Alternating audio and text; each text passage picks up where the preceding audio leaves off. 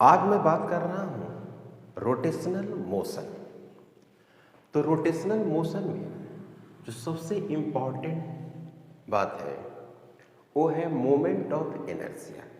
Moment of inertia को हम लोग आई से डोनेट करते हैं और किसी भी बॉडी की जो मोमेंट ऑफ इनर्शिया होती है वो इसी फॉर्मेट में होती है। आई मोमेंट ऑफ इनर्शिया हो गई और M mass of the body हो गए या मास ऑफ पॉइंट कर सकते हैं या पार्टिकल कर सकते हैं। और आर जो है वो परपेंडिकुलर डिस्टेंस है। आर परपेंडिकुलर डिस्टेंस है फ्रॉम एक्सिस ऑफ रोटेशन। तो इस बात को अगर आप समझना चाहेंगे तो जैसे मान लीजिए कि ये है आपको एक्सिस ऑफ रोटेशन, मतलब कि इसके अबाउट ये कोई पार्टिकल है, इसी के अबाउट कोई पार्टिकल रोटेट करे तो ये हो गया आपको एक्सिस, ये हो गया एक्सिस। और यहाँ से कोई पार्टिकल है, यहाँ पे मान लीजिए m1 है, ठीक है, इधर m2 है सपोज दैट, और इधर क्या है m3 है, ऐसे।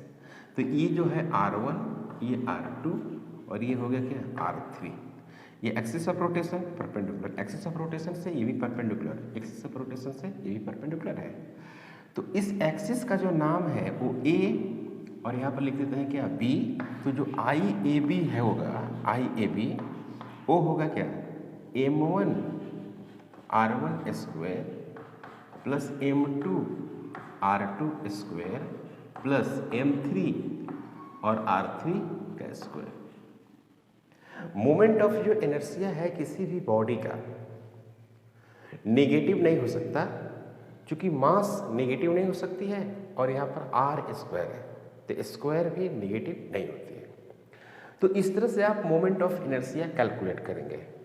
तो मोमेंट ऑफ इनर्शिया में अगर जिसकी डिस्टेंस जितनी ही अगर डिस्टेंस ज़्यादा है, सपोज दैट कि ये एक्सिस है, ये एक्सिस इसके अबाउट क्या कर रही है, घूम रही है ना, ओमेगा से घूम रही है एक्सिस। यहाँ पर कोई एक बॉडी है, उसका मास क्या है m1 है और ये हो गया r1। मास मान लेते हैं सेम है और एक है क्या यहाँ पे है और ये है m और ये है क्या r2। तो जो मोमेंट ऑफ इनर्शिया है r2 जो है r2 ग्रेटर देन r1 है, ठीक है। तो I1 जो होगा, I1 वो हो जाएगा क्या है m r1 का स्क्वायर और I2 होगा वो क्या होगा m r2 का स्क्वायर। सेम बॉडी का मोमेंट ऑफ इनर्शिया अलग अलग हो रहा है अगर बॉडी क्या है एक्सिस से लॉन्ग डिस्टेंस पर है। तो R2 जो है ग्रेटर देन है, यानी I2 ग्रेटर देन क्या होगा I1 होगा। इस तरह की बातें हुई। तो मोमेंट ऑफ इनर्शिया किसी पॉइंट का हम लोग कैसे कैलकुलेट करते हैं तो अलग अलग सब पढ़ेंगे हम लोग। तो moment of inertia for point mass, heading जो होगी वो होगी क्या कि moment of inertia, moment of inertia for point mass.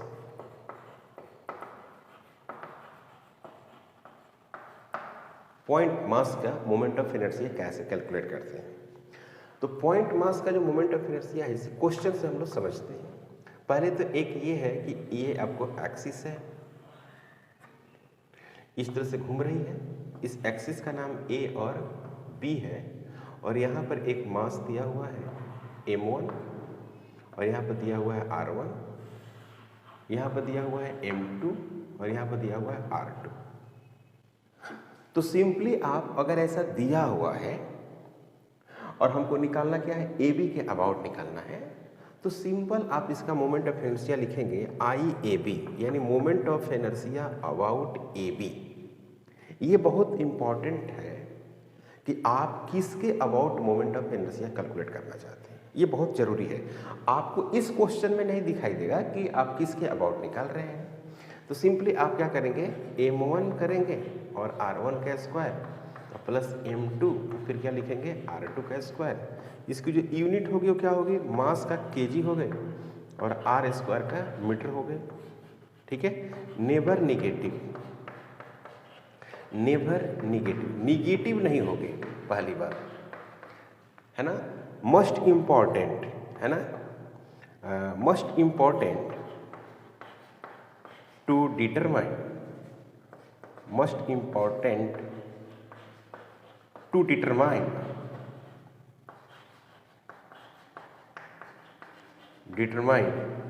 moment of inertia, most important to determine moment of inertia about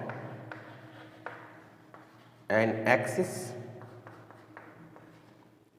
is distribution of mass, distribution of mass, मास का जो distribution है वो किस तरह से है, एक्सिस से जो आर है वो परपेंडिकुलर है या नहीं, हमेशा आपको परपेंडिकुलर सर्च करना होगा।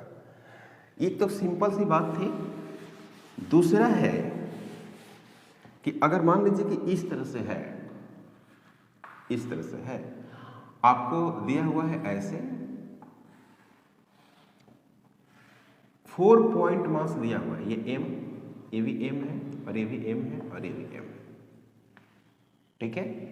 अब आपको ये सोचना है कि इस बॉडी को, आपके पास बहुत सारे पॉइंट मास आ गया, स्क्वायर जैसा है और हर कॉर्नर पर मास है और इसकी साइड कितनी है, ए, ऐसे है।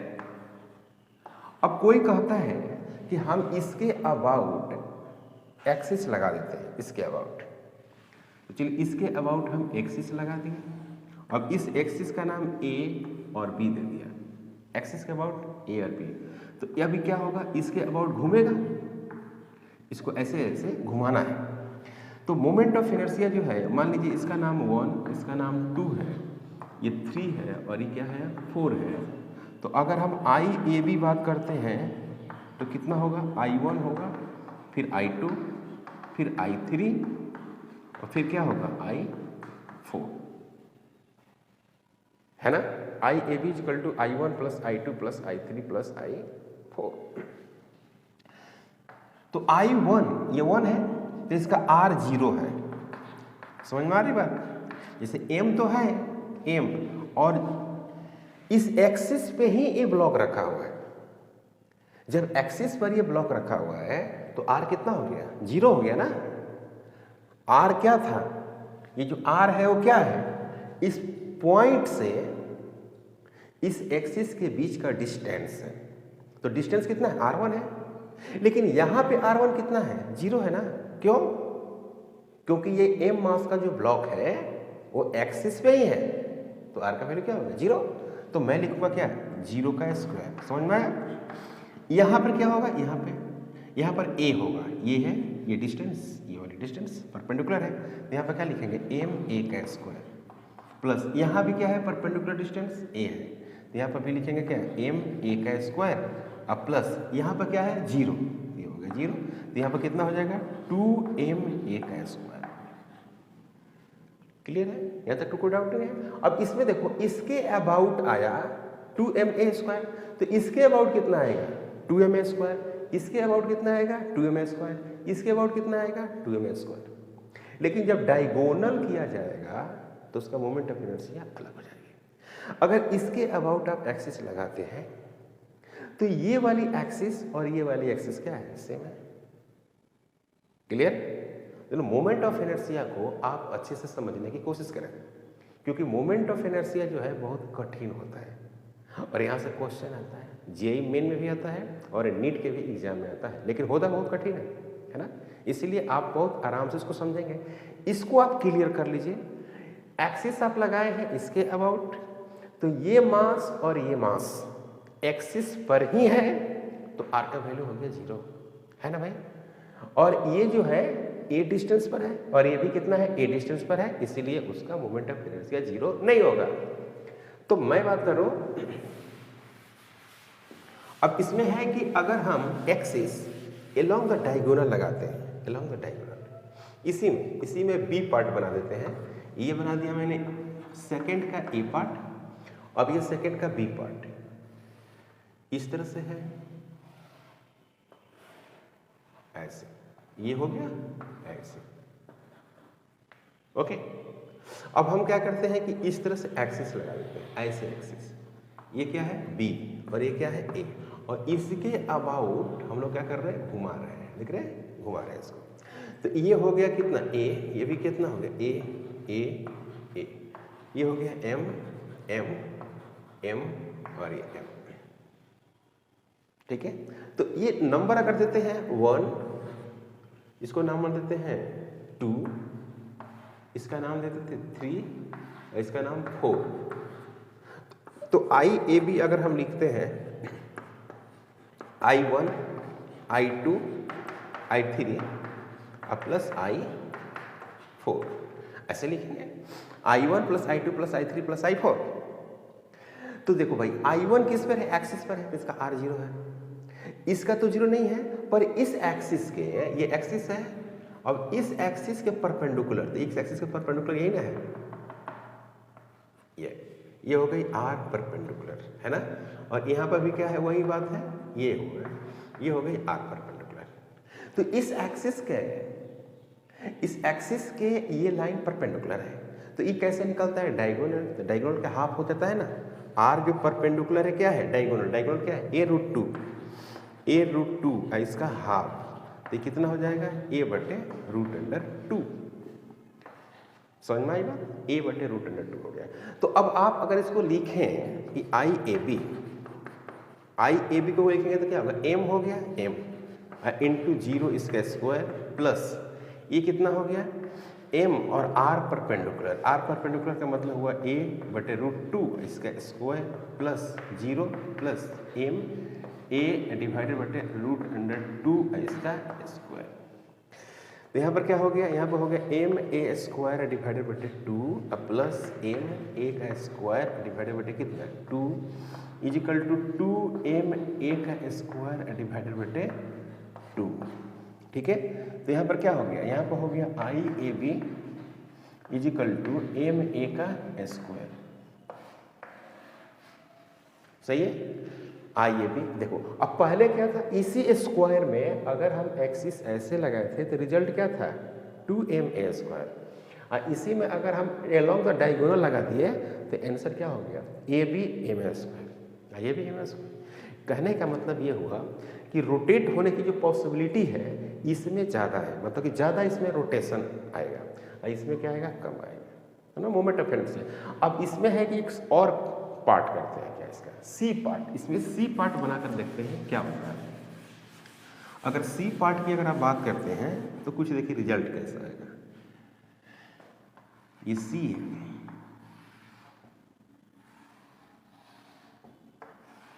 यहाँ पर मास है m, यहाँ पर भी मास m, यहाँ पे भी मास है m, और ये भी m मास है m। ये है a और a, है ना। और एक्सिस जो लगा हुआ है, एक्सिस एक्सिस इसके अबाउट लगी हुई है, मिड पॉइंट से ऐसे घूम रही है, ये a है और ये b है। तो इसकी एक्सिस है, तो ये हो गई R परपेंडिकुलर, ठीक है, ये भी हो गई क्या R परपेंडिकुलर, ये भी हो गया R परपेंडिकुलर, ये भी हो गया R परपेंडिकुलर। तो यहाँ से यहाँ तक a है, तो यहाँ से तक ये a/2 होगा, a/2, इधर भी a/2 हो गया, ओके। तो जो IAB होगा वो क्या होगा, I1 I2 I3 और I4, ये हो गया 1 2 3 और क्या हो गया 4, ये हो गया। तो I जो AB है, IAB वो क्या मिलेगा, वो मिलेगा आपको m a/2 इसका क्या स्क्वायर प्लस m और a/2 इसका क्या मिलेगा स्क्वायर प्लस m a/2 इसका क्या मिलेगा स्क्वायर और प्लस m a/2 इसका क्या मिलेगा स्क्वायर। तो सब इक्वल है, तो क्या लिखेंगे, तो लिखेंगे 4 टाइम्स, क्या लिखा गया 4 times ma²/2 IAB is equal to 4 times ma²/4। तो ये कट जाएगा, तो ये आएगा क्या ma² आ जाएगा। जो रिजल्ट डायगोनल के अलोंग आया था वही रिजल्ट इसके अलोंग भी आ गया। अब नेक्स्ट क्वेश्चन है कि इक्विलेटरल ट्रायंगल है और इक्विलेटरल ट्रायंगल में भी ऐसा सवाल पूछता है। ये है आपको इक्विलेटरल ट्रायंगल है,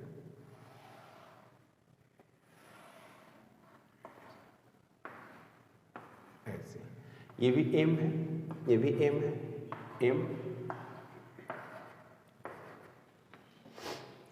एक बार मान लीजिए कि इसके अबाउट पूछता है, सपोज दैट इसी के अबाउट निकालना है, इसके अबाउट निकालते हैं ए और ये हो गया बी और ये ऐसे घूम रहा है। तो डायरेक्ट अगर लिखें आई ए बी तो क्या लिखेंगे, इसका तो 0 हो गया तो इसका होगा क्या होगा, ए में स्क्वायर होगा और इसका कितना होगा, ए बाई 2 है, ये ए बाई 2 है तो plus M A square divide by कितना 4, तो ये हो जाएगा कितना 5 ए में स्क्वायर डिवाइडेड बटे 4, ये आंसर हो गया। उसी तरह से अगर इसके अबाउट पूछता है, इसके अबाउट, तो इसका 0 हो जाएगा और इसका हाफ हाफ हो जाएगा, बन जाएगा। ओके, अब हम बात जो करने जा रहे हैं वो है क्या, moment of inertia for continuous body. Continuous body का मतलब हो गया जैसे रॉड हो गया, डिस्क हो गया, रिंग हो गया, इस तरह की अगर हम बात करते हैं तो क्या होगा, moment of inertia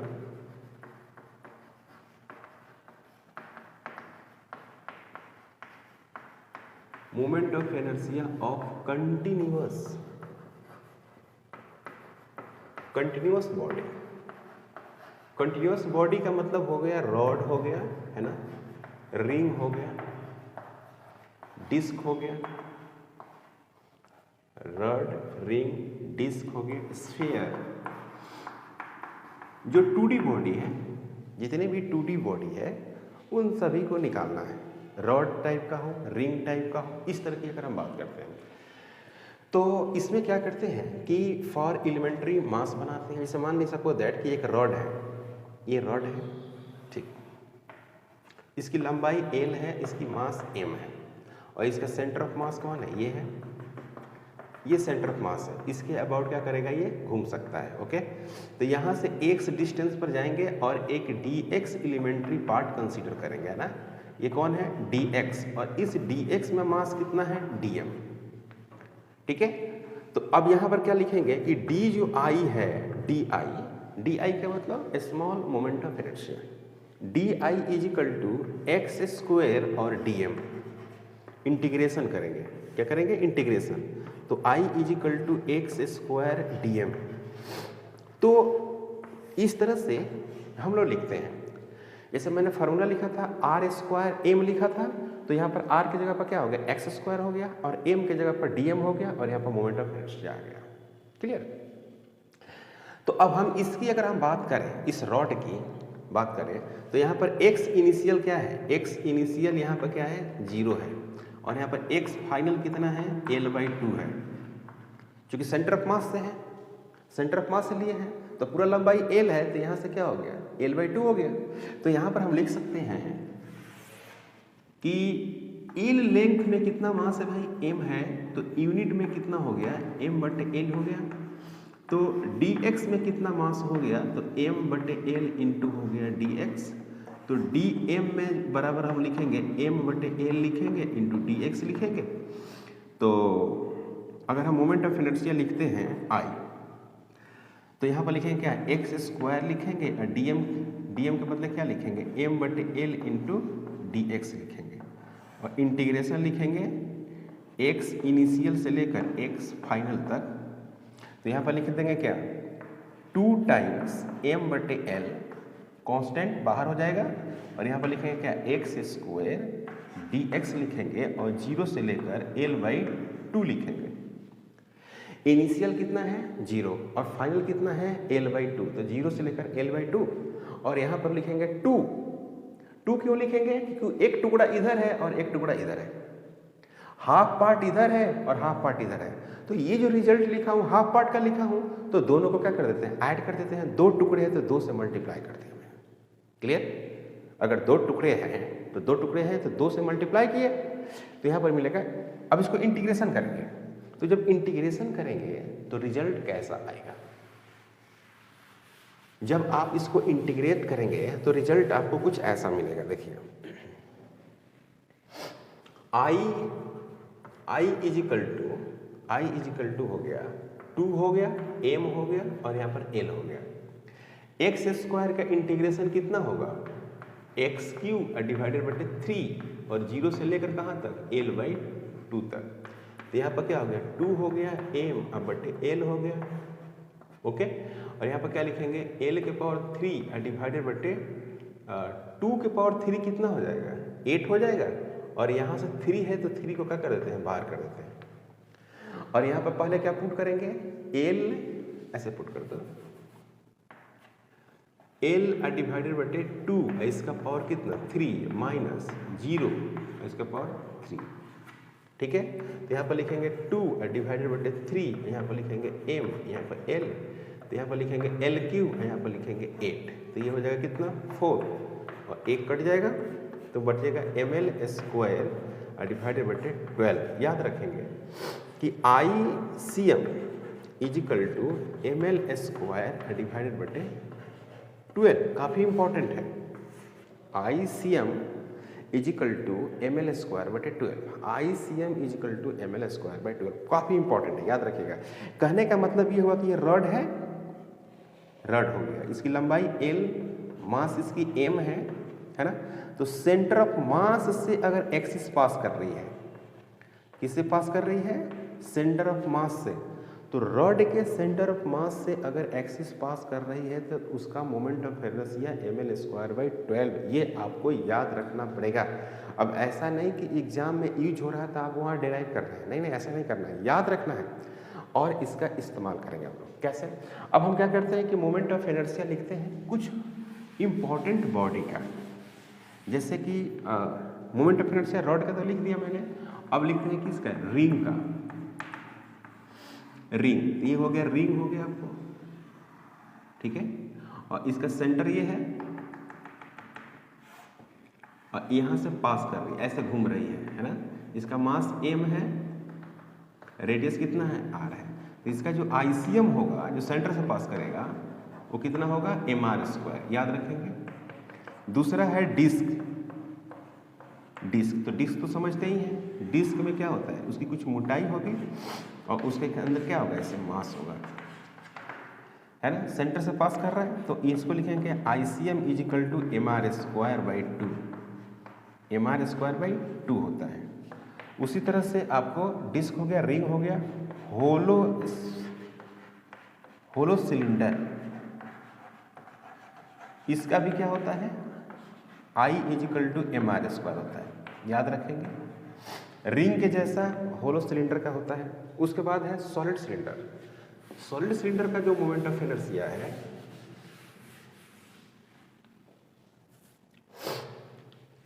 solid cylinder जो है उसकी moment of inertia mr square by 2 disc की तरह होती है। जैसे इस तरह से है,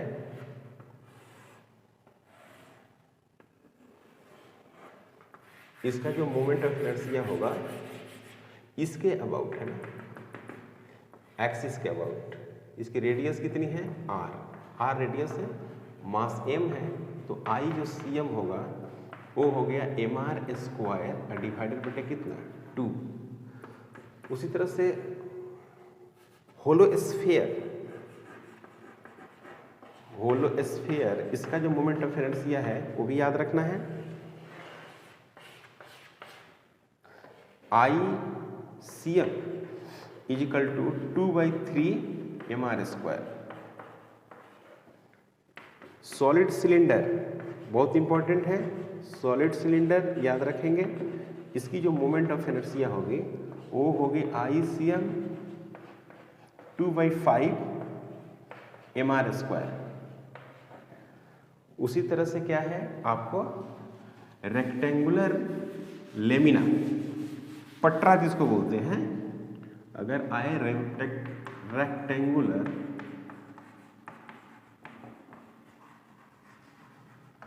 लेमिना, इस तरह से हो, ऐसे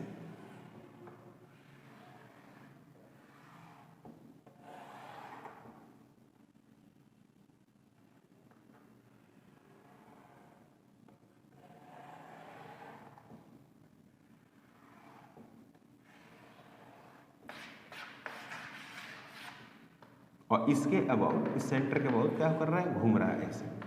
इसकी साइड कितनी है a, इसकी साइड कितनी है b, है ना, और इसके अबाउट घूम रहा है। इसका मास कितना है m, तो I जो cm होगा, ICM वो हो जाएगा, इसको टुकड़े टुकड़े काट दीजिए, टुकड़े टुकड़े ऐसे, तो रॉड बना दीजिए, तो क्या हो जाएगा m a square divided by कितना 12 plus m b square divided by कितना 12 is equal to m divided by कितना 12, फिर a स्क्वायर प्लस b का स्क्वायर, यानी ये हो गया ICM, है ना, MA square plus B square, इस तरह से आप लिख सकते हो। ओके, अब इसी में अगर हम बात करें इस तरह का स्क्वायर के लिए, for square plate, for square plate, तो स्क्वायर अगर हम प्लेट की बात करते हैं तो इसमें A बराबर क्या हो जाएगी, B हो जाएगी, तो जो ICM होगा वो क्या होगा, m a square plus a square divided बटे 12, तो कितना हो जाएगा m into 2a square divided बटे 12, तो ये कितना हो जाएगा 6 हो जाएगा, तो ma का स्क्वायर डिवाइडेड बटे कितना 6 और ICM, ये रिजल्ट होगा। तो ये काफ़ी इंपॉर्टेंट रिजल्ट है, याद रखेंगे।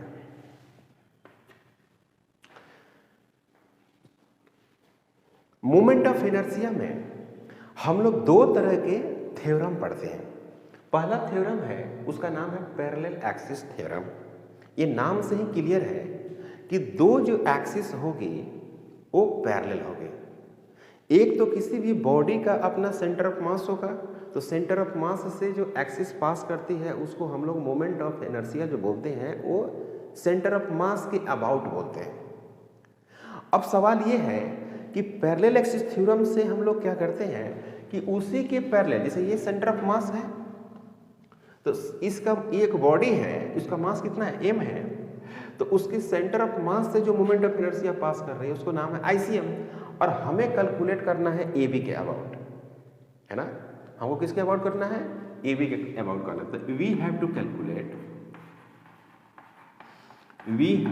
Calculate moment of inertia, about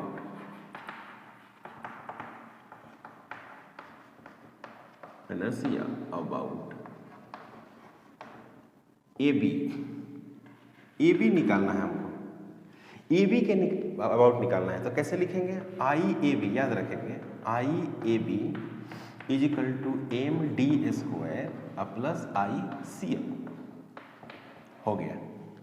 axis parallel होना चाहिए, बोथ पैरेलल है, that is ICM and IAB both are parallel.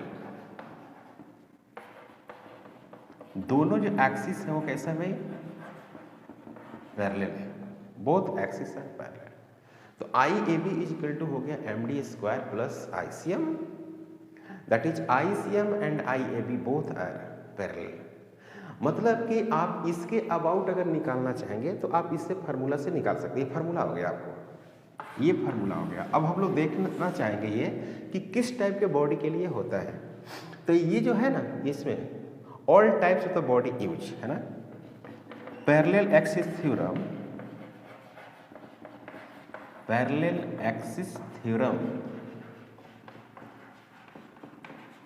Are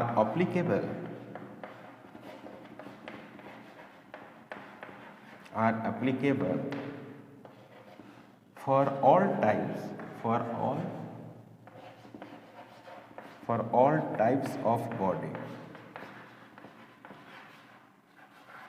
हर तरह के बॉडी का इस्तेमाल कर सकते हैं। मतलब कि 1 डायमेंशनल बॉडी हो रॉड, 2 डायमेंशनल बॉडी हो रिंग, उसके लिए भी इस्तेमाल करते हैं, और 3 डायमेंशनल बॉडी हो solid sphere, hollow sphere. 1 dimensional body जिसमें सिर्फ लंबाई हो, सिर्फ लेंथ हो, जैसे कि वायर, उसके लिए भी यूज कर सकते हैं। 2D जिसकी मोटाई ना हो, जैसे डिस्क हो गया, रिंग हो गया, और 3D जिसका सॉलिड स्फीयर, होल स्फीयर, इसमें 3 डायमेंशनल हो, उन सभी का इसमें इस्तेमाल आप कर सकते हैं। अब जैसे अगर हम बात करें मोमेंट ऑफ इनर्शिया निकालने की, कि सपोज दैट कि हम रॉड की बात करते हैं, है ना। जैसे आपको दिया हुआ है, इस तरह से दिया हुआ है, एक रॉड है, इसके अबाउट घूम रहा है, देखिए ऐसे घूम रहा है, ऐसे, तो इस सेंटर ऑफ मास के अबाउट घूम रहा है ना। ये कौन है? आईसीएम है। लेकिन आप कह रहे हैं कि हम इसके अबाउट निकालना चाहते हैं, इसके अबाउट मोमेंट ऑफ इनर्शिया निकालना चाहते हैं, इसके अबाउट। तो इसकी लंबाई कितनी है? ये मान लीजिए L/3 है, और टोटल लंबाई कितनी है? टोटल लंबाई इसकी L है, यहाँ से यहाँ तक की लंबाई जो है वो कितनी है? L। इसकी मास कितना है? M।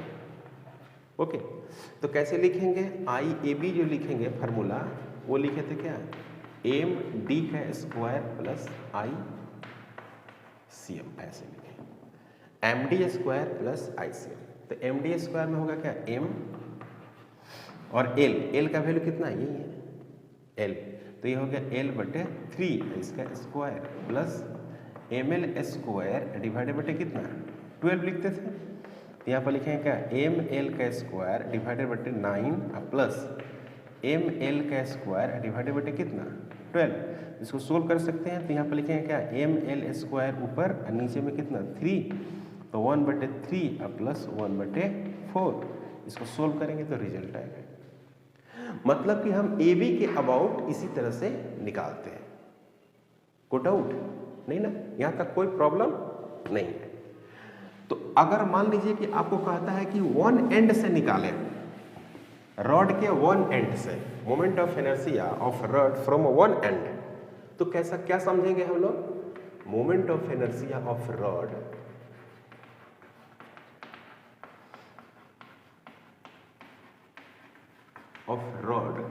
फ्रॉम वन एंड,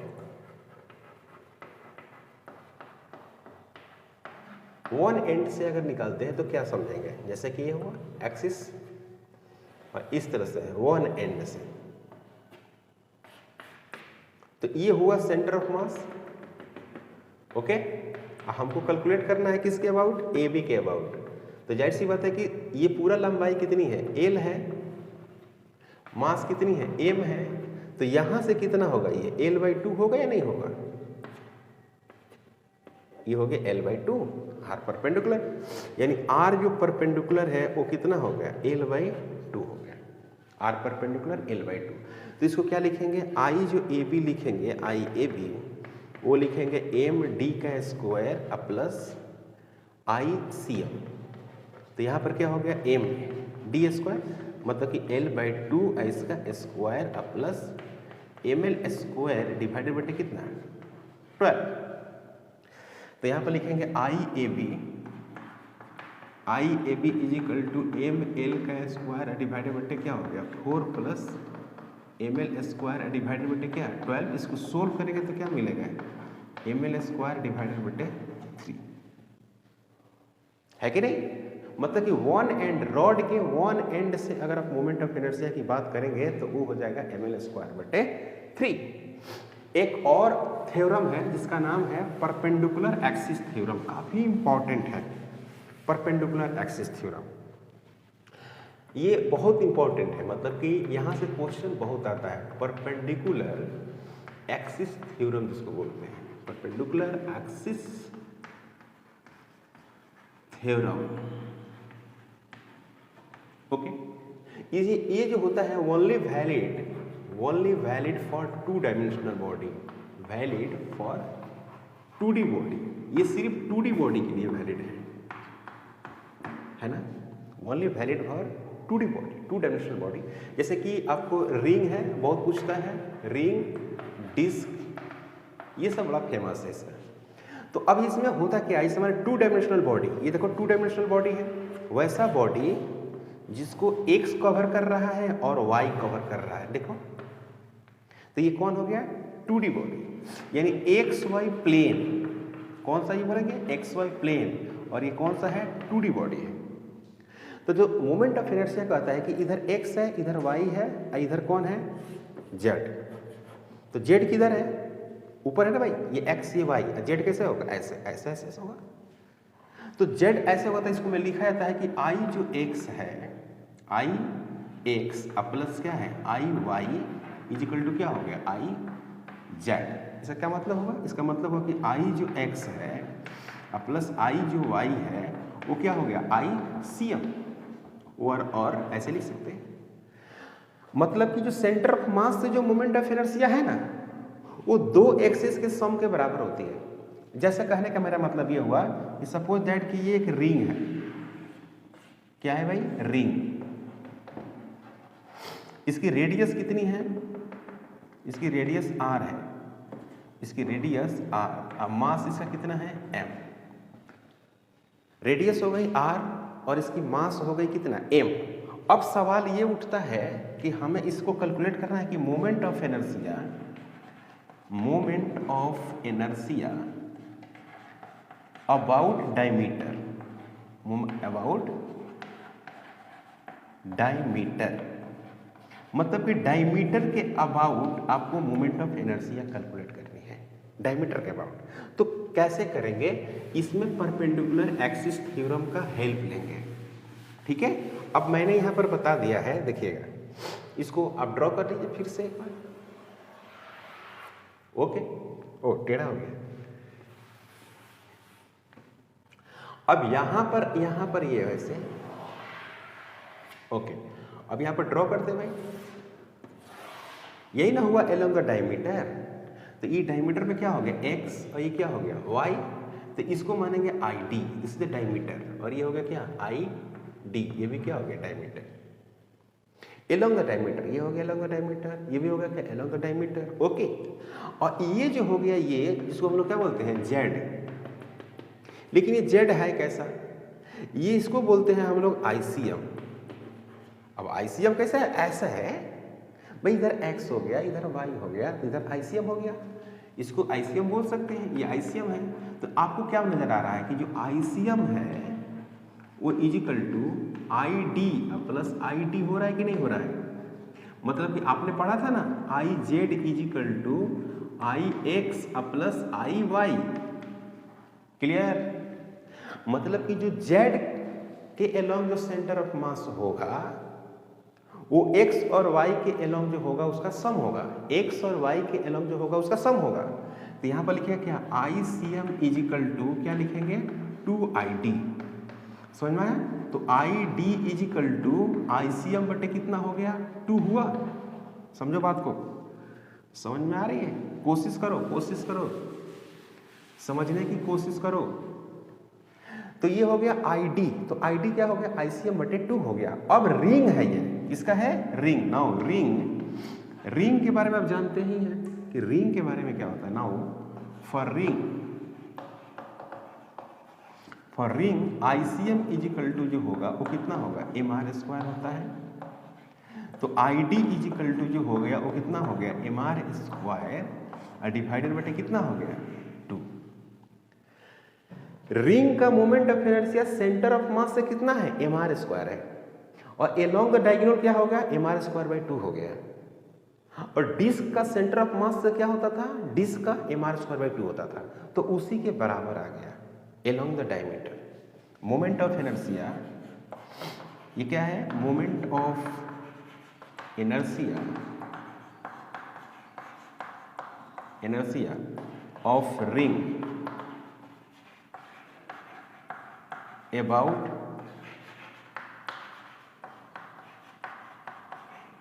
है ना, moment of inertia of ring about diameter. जो मोमेंट ऑफ इनर्शिया है रिंग का वो किसके अबाउट है, डायमीटर के अबाउट है। क्लियर, यहां तक कोई डाउट नहीं। अब उसी तरह से अगर हम डिस्क की बात करें, डिस्क का moment of inertia of disc, moment of inertia of disc about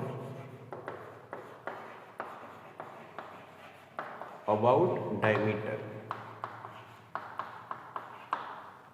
ये हो गया क्या, डिस्क हो गया, ये मास है। अब हमको निकालना किसके है, एक्स के अबाउट। इसके बाद ये आई टी हुआ और ये क्या हो गया आई टी हुआ। अब इसमें क्या होगा परपेंडिकुलर एक्सिस थ्योरम, तो ये परपेंडिकुलर है ना आईसीएम। आईसीएम किधर है, इधर है, आईसीएम इधर है, तो क्या लिखेंगे डायरेक्ट लिखते हैं आईसीएम इज इक्वल टू दोनों का सम के बराबर होगा, है ना। तो यहाँ पर क्या हो गया 2IT हुआ, तो IT इज इक्वल टू क्या हो गया ID इज इक्वल टू हो गया ICM डिवाइडेड बटे कितना 2। तो यहाँ पर क्या होगा MR का स्क्वायर डिवाइडेड बटे 2। अब पहले से क्या है 2, तो ये हो गया क्या MR स्क्वायर बटे 4। Moment of inertia ICM is equal to ID plus ID यानी 2IT, तो ID इजकल टू हो गया ICM बटे 2 MR स्क्वायर बटे 4। डिस्क का moment of inertia along the diameter जो होगा वो MR स्क्वायर बटे 4 होगा, ऐसा नीट में पूछा हुआ है। तो ऑप्शन में देता है MR स्क्वायर बाई 2, तो बच्चे ज़्यादातर MR स्क्वायर बाई 2 मारते हैं, क्योंकि याद कर लेते हैं कि सेंटर ऑफ मास जो होगा वो MR स्क्वायर बाई 2 होता है, लेकिन इसमें पूछा है एलोंग द डायमीटर, तो MR square. Moment of inertia का एक और लेक्चर लिया जाएगा, नेक्स्ट लेक्चर में मिलेंगे। अगर आप हमारे चैनल पर नए हैं प्लीज सब्सक्राइब करें, शेयर करें। Thank you.